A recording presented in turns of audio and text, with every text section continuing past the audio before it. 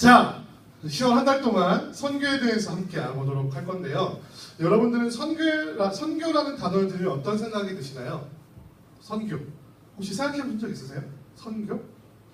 우리 매달 마지막 주마다 선교사님들의 선교 보고도 듣고 선교 헌금도 하고 선교사님들을 위해서 기도하기도 하는데 여러분들 선교라고 하면 어떤 단어가 생각나시나요?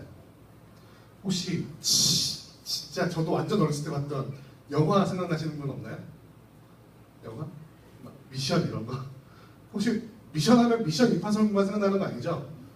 네, 미션이라고 옛날에 네, 선교에 관련해 저 오지에 가가지고 막 엄청 신부님들이 고생하면서 선교하는 얘기가 담겨진 영화가 있었는데 네, 혹시 그런 오래전 영화에서 봤던 모습? 아니면 가끔씩 뭐 선교 보고라든지 아니면 우리 청년부에서 하는 선교 보고 같은 거 막 나는 상상도 안 가는 그런 막 후진 동네 막 오지에 가서 고생하시는 분들 말고 떠오르지 않으신가요? 선교라고 하면?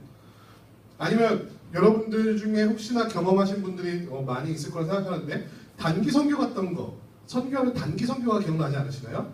뭐 이렇게 막 먹을 것도 준비해가고 부채춤도 준비하고 태권도도 준비하고 여러분 다들 한번 해보셨죠? 네, 태권도 해보셨어요? 저도 해봤어요 태권도. 네, 막 태권도 하고 막 부채춤 추고 네, 막 중국말로 중국에 가 중국말 인사도 막 배우고 그죠? 뭐 어느 나라 가보셨나요? 태국? 뭐 이런 나라 가서 뭐 인사 뭐 말도 잘 못하지만 그 나라 말도 좀 익혀보고 가서 하루쯤은 봉사하고 한 3일쯤은 관광하고 네, 그런 네, 단기 선교 네, 혹시 기억나시는 분인지 모르겠지만 그런 게 떠오르시나요? 근데 우리가 대부분 선교라는 것에 대해 생각할 때는요 성경에서 선교를 무엇이라 말하고 있는가 보다는 내가 그냥 보고 듣고 경험하고 체험한 것 아니면 누군가가 말해서 아는 것의 이미지가 훨씬 더 많은 것 같아요. 여러분 선교하면 생각나는 거 마태복음 말씀밖에 없죠. 너희는 땅끝까지 이르러 내 증인이 되라. 그죠? 이건 다 생각나시죠? 네. 선교하면 그 말씀밖에 생각 안 나서 그럼 땅끝이 어디야? 땅끝은 저 오지? 뭐 아마존? 태국? 뭐 어디? 어쨌든 우리나라는 아니죠. 네. 아무튼 우리나라는 아니고 먼 그 어딘가 네, 가는 것. 그래서 가는 것도 내가 가는 건 아니죠. 내가 가는 건 단기 선교 뭐 한 일주일, 길면 한 달 네, 정도 가는 것. 그게 우리가 알고 있는, 우리가 생각하고 있는, 이미지하고 있는 선교의 전부가 아닌가 싶은 생각이 좀 듭니다. 그래서 오늘 한 달 동안에는요, 그런 우리가 흔히 말해왔던 그런 선교에 대한 것이 아니라, 그럼 성경은 과연 선교를 무엇이라고 말하고 있고, 과연 선교는 어떤 말씀을 근거로 해서 진행하고 있는지에 대해서 한번 알아봤으면 좋겠습니다. 먼저 선교에 대한 오해와 진실을 한번 말해볼게요. 첫 번째, 여러분이 가장 많이 가지고 있는 것. 선교는 오지에 가서 하는 것이다. OX. 이쪽이 OX. 해볼까요? 선교는 오지에 가서 하는 것이다. OX. 3, 2, 1. 답이 뭘까요? 이렇게 말하면 다 X 같잖아. 그죠? 근데 O라고 어떡하네. 네. X요, X. 선교는 오지에 가서 하는 거 아닙니다. 네. 왜? 근거가 어디냐고요? 여러분, 사도행전 보세요. 사도행전. 사도행전은 말 그대로 사도들의 행동한 것을 기록한 거예요. 그죠? 사도행전. 한자로 돼 있으니까. 사도들이 뭘 했는가를 말한 건데요. 가장 먼저 예수님께서 약속하신 성령을 받은 사도들과 초대교인들이요. 어떻게 복음을 전했는지, 어떻게 선교를 감당했는지 가장 잘 적혀 있는 게 사도행전인데요. 여러분들 사도행전 읽어보면은 사도들과 초대교인들이요. 오지로 가나요? 성령을 딱 마가에다 다락방을 해서 성령 받고 어디로 가요? 어디로 가요? 밖으로 가죠. 밖으로 가는데 도시를 떠나는 게 아니라 어디서 먼저 복음을 전해요? 예루살렘에서 복음을 전해요. 그죠? 너희는 예루살렘을 떠나지 말라고 했거든요. 성령을 받기 전까지. 그래서 가장 먼저 사도들과 그리고 초대교인들이 선교를 시작한 곳은요.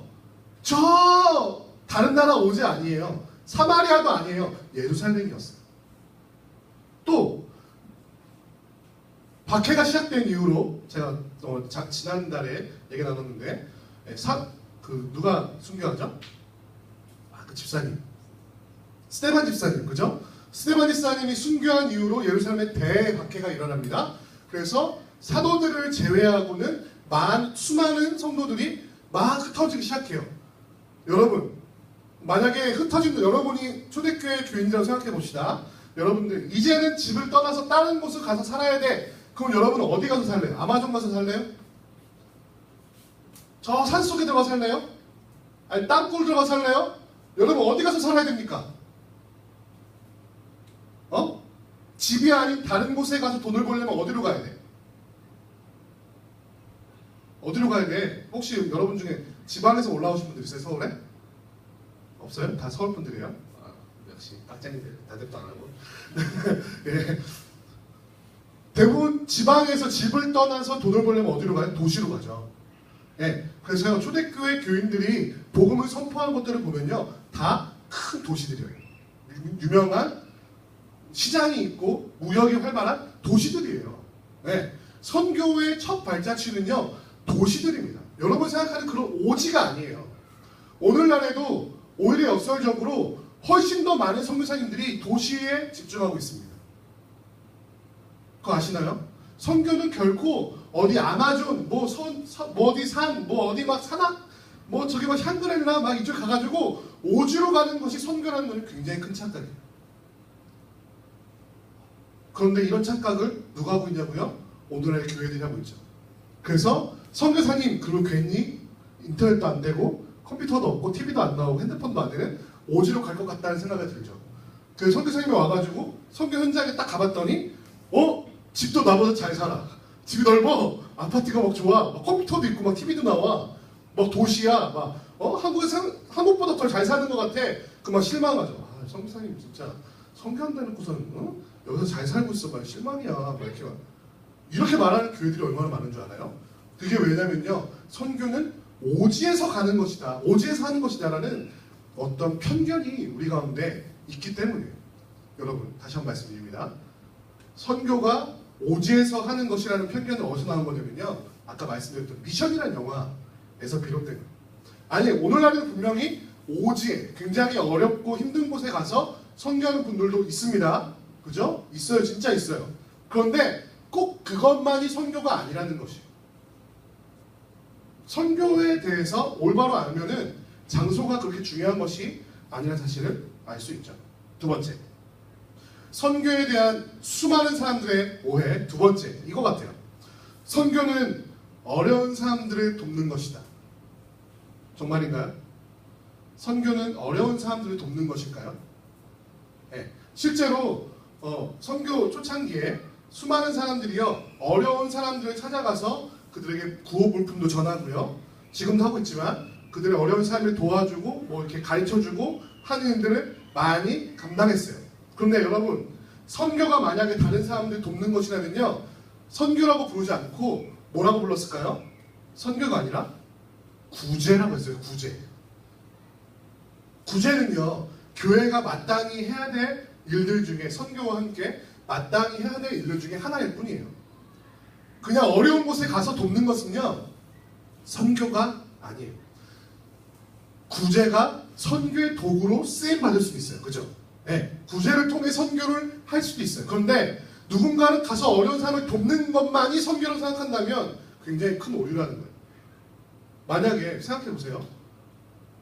너무나 어려운 사람들한테 가서 돕는 게 만약에 선교라면 오늘날의 저 도시화된 그리고 오히려 하나님을 잃어버린 서구 세계에 가는 선교사님들은 어떻게 생각하시나요?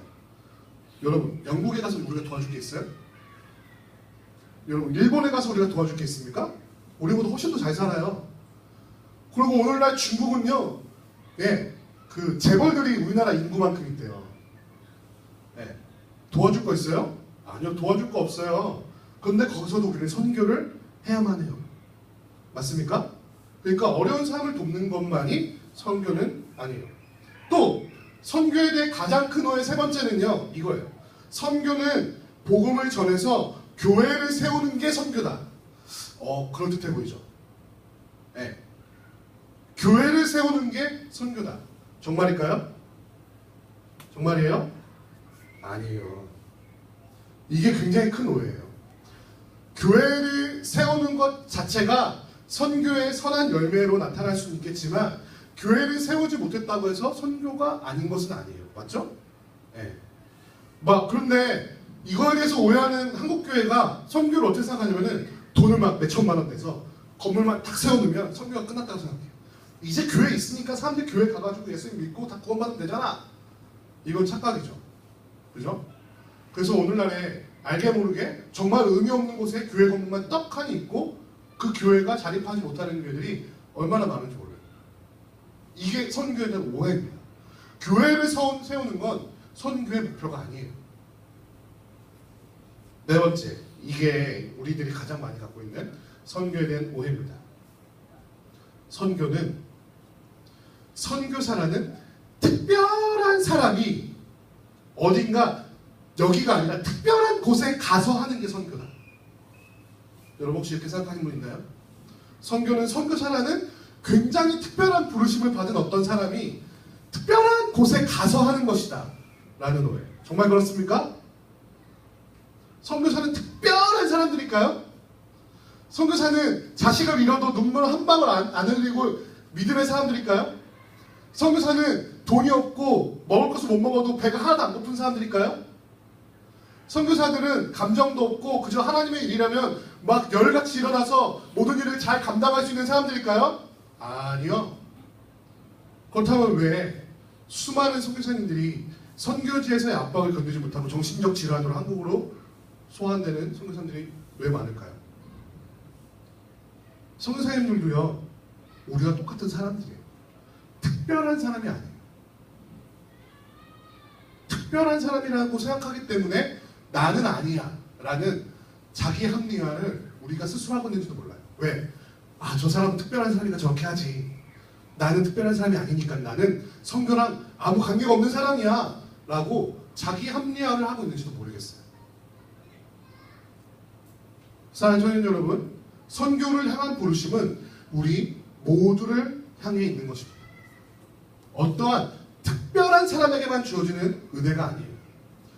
다만 그 사람들은요, 믿음을 가지고 하나님의 부르심에 네, 제가 여기 있습니다라고 대답했을 뿐이에요. 여러분들도 네, 제가 여기 있습니다 라고 대답하는 그 순간부터 선교를 감당하는 하나님의 귀한 사람이 될 수 있다는 사실을 꼭 기억했으면 좋겠어요.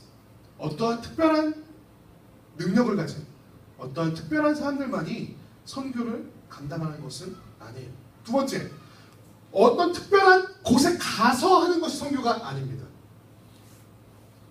꼭 선교를 생각하면 우리 선교해야 됩니다. 하나님의 복음을 전해야 됩니다. 말하면은 저는요 시집도 아직 못 갔고요, 장가도 못 갔고요, 집도 없고요, 취직해야 되고요, 지금 학교 다니는 바쁘고요, 어디 가야 된다고 생각하니까 학교 1년 휴학하고 어디 가야 되나? 선교의 무대에 부르심이 있어.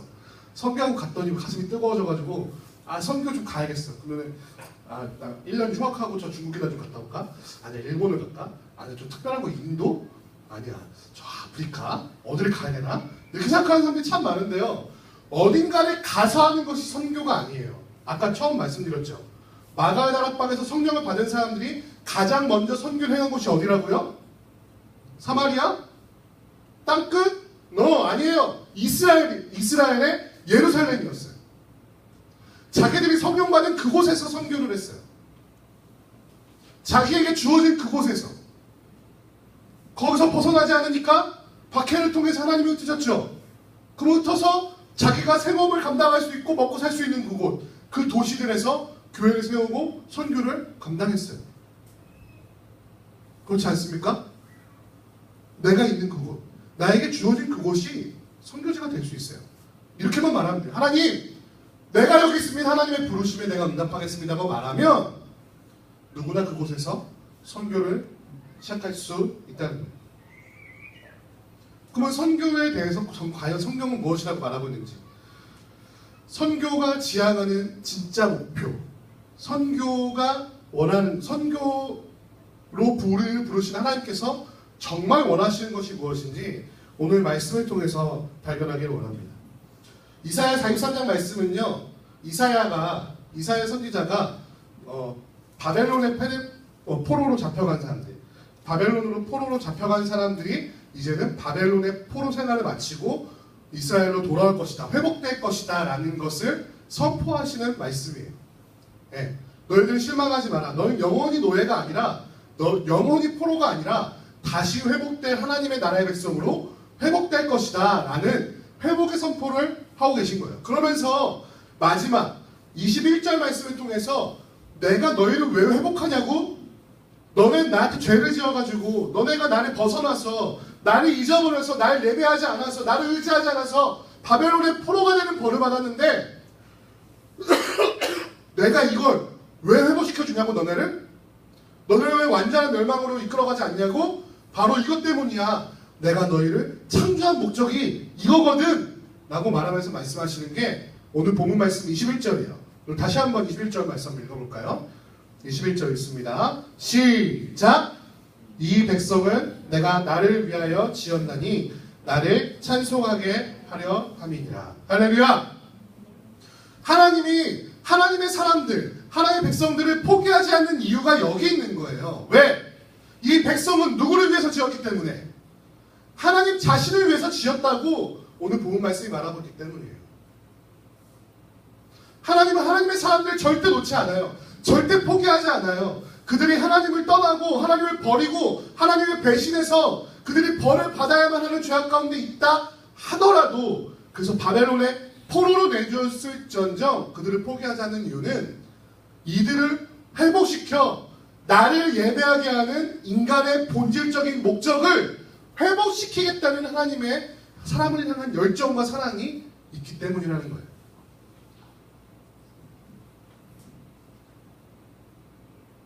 하나님은 사람을 창조하셨습니다. 믿으십니까? 믿으세요? 이거나 못 믿으면 얘기가 시작이 안 돼. 제가 전제에 대해서 지난번에 얘기한 적 있죠. 하나님이 사람을 창조하셨다는 전제가 맞지 않으면 더 이상 얘기가 진행될 수 없어요. 하나님이 사람을 창조하셨어요. 왜? 그럼 왜 창조하셨는지가 문제인 거잖아요. 왜? 뭐 팔다리 2개 만드시고 뭐 눈도 2개 만들고 콧구멍도 2개 만들고 이게 중요한 게 아니잖아요. 왜 만드셨어요? 왜? 여기에 답이 있어요. 나를 찬송하게 하려 하기 위해서, 나를 예배하게 하기 위해서 이 사람을 만들었다. 이 백성을 내가 창조하였다고 오늘 본문 말씀은 선포하고 있는 거예요. 드디어 하나님의 사람들을 만들어서 구원하시는 참된 목적이 여기 이사야 말씀을 통해 드러나고 있는 것이죠. 그런데 사람들은 이 목적을 알았을까요? 잘 몰랐던 것 같아요. 잘 몰랐던 것 같아요.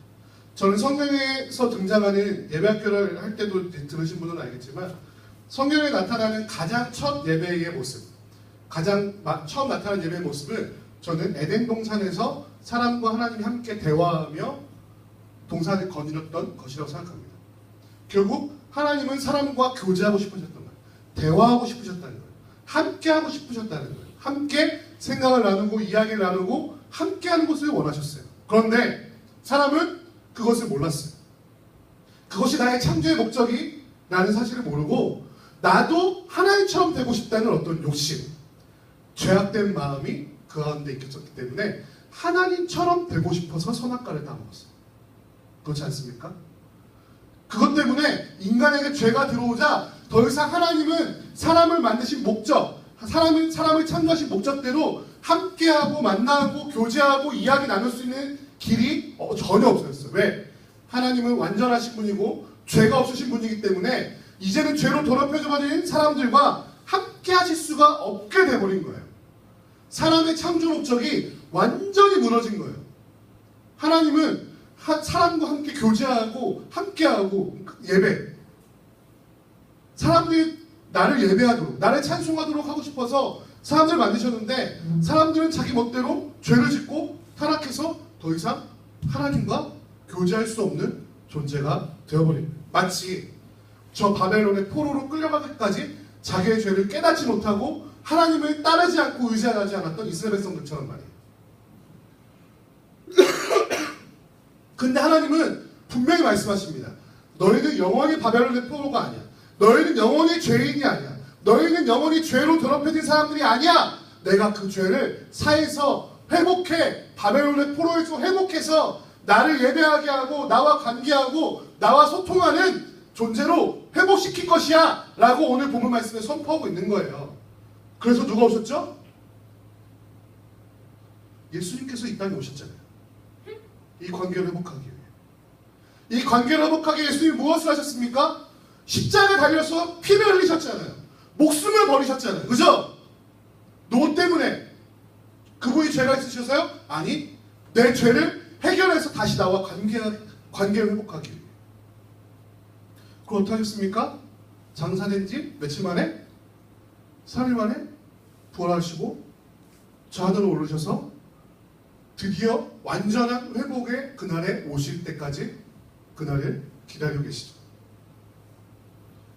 사랑하는 청년 여러분, 우리의 죄로 인해서요, 우리가 영원한 죽음을 갖게 된 것은요, 사실 그렇게 큰 일이 아니에요. 왜?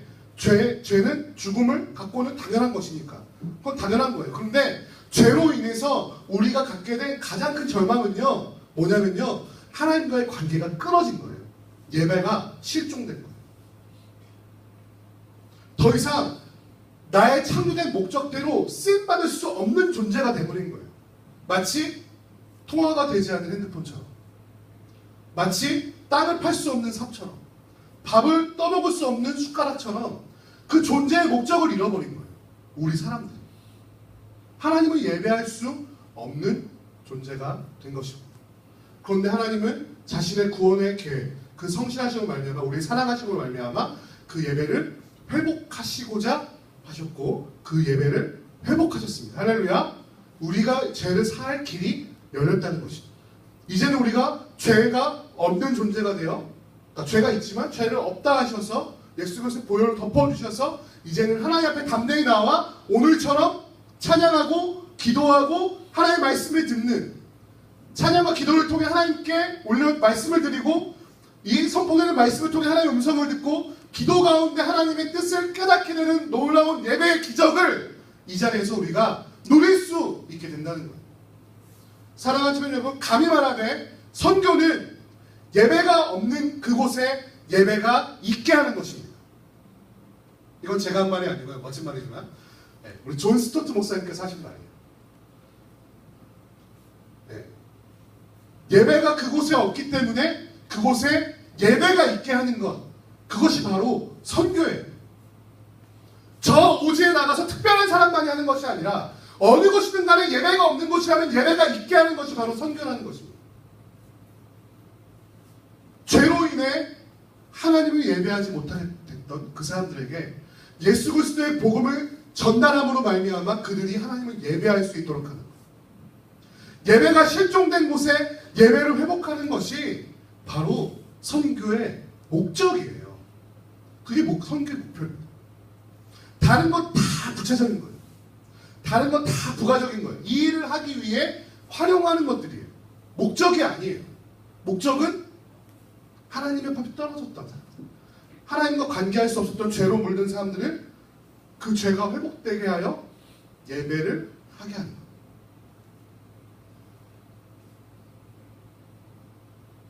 그렇다면은 선교가 예배가 없는 곳에 예배가 있게 하는 것이라면 선교의 가장 1차적, 가장 첫 번째 목표가 누가 되겠습니까? 선교의 대상이 누가 될까요? 선교의 대상이 누가 될까요? 선교의 대상은 내가 돼야 돼요. 선교의 1차적 대상은 나입니다. 왜? 나도 아직 죄가 완전히 해결되지 않아 완전히 하나님을 예배할 수 없는 사람이기 때문에 그래요. 이걸 보고 선교학에서는 전문용어로 뭐라고 하면요, 자기 전도라고 그래요. 자기 전도. 성도는 날마다 자기 스스로를 전도해야 됩니다. 성도는 날마다 나를 복음 앞에 노출시켜야 돼요. 그래서 날마다 여러분에게 말씀을 읽으라고 하는 거예요. 네. 말씀을 통해 하나님의 뜻을 깨닫는다, 지혜를 얻는다, 성공을 향한 지혜를 얻는다, 다 좋아. 근데 그것보다 더 중요한 것은요, 내 안에 있는 죄악된 모습들, 하나님을 예배하지 못하게 하는 것들에서 자유롭게 하기 위해 날마다 나를 복음에 노출시키는 거예요. 예수 그리스도의 그 보혈에 나를 노출시키는 거예요. 왜? 내가 먼저 내 안에 없는, 내 안에 실종된 예배를 회복시키기 위해 나를 먼저 선교하는 거예요. 선교는요, 먼저 내가 예배하는 자가 되지 못한다면 선교할 자격이 없습니다. 내가 예배하는 자가 되지 못한다면 나는 선교할 자격이 없는 거예요. 왜냐하면 내 안에 예배가 실종되어 있기 때문에. 그래서 날마다 우리는 나를 복음 앞에 내어놓고 나 자신을 두렵고 떨림으로 구원을 이루어간다는 사도 바울의 말과 같이 계속해서 나 자신이 하나님을 예배하도록 만들어가야 돼요. 선교의 1차 된 대상은요, 바로 나 자신입니다. 그럼 두 번째는 누굴까요? 선교는 어디를 향해야 될까요? 네, 선교학을 배우신 분들은 알겠지만 이렇게 요렇게 네 군데로 해가지고 이렇게 있어요. ABCD 어쩌고 뭐 있어요. C1, C2 이런 거 있는데 그 중에 가장 첫 번째 건 뭐냐면요, 바로 교회예요. 교회. 여러분, 교회라고 하니까 좀 이상하나요? 여러분, 교회로 선교를 나가셔야 돼요. 교회에서 선교하셔야 돼요. 이상한가요? 이상해요? 네. 만약에 여러분이 예배드리고 있는 이 교회에 예배의 이름이 있고 예배의 순서가 있고 예배의 모양이 있다고 하지만 그 안에 참된 하나님과의 관계가 없고 그 안에 참된 하나님의 말씀의 선포가 없고 그 안에 참된 하나님의 말씀에 대한 반응이 없다면 그 교회를 먼저 선교해야 돼요. 왜? 내가 먼저 하나님 앞에 예배하는 자가 돼야 하는 것과 마찬가지로 하나님의 선교에 부르심을 받은 교회가 그 선교를 감당하기 위해선 그 교회가 먼저 하나님을 참으로 예배할 줄 아는 공동체가 돼야 하기 때문입니다. 선교는 먼저 나, 우리를 향해 선포돼야 되는 거예요.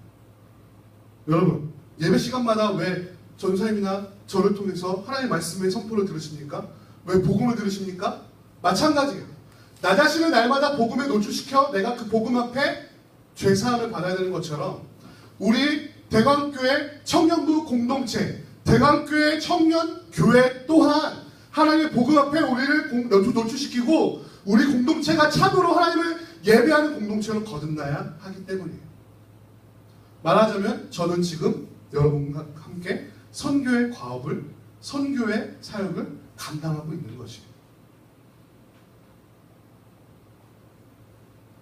만약에 그 교회에 온전히 예배가 세워졌다. 하나님의 온전한 말씀이 선포되고 그 말씀에 반응하여 하나님과 교제하는 예배가 바로 세워졌다. 그러면 그 다음에 이루어져야 될 선교의 대상은 어디일까요? 그것은 바로 여러분의 삶입니다.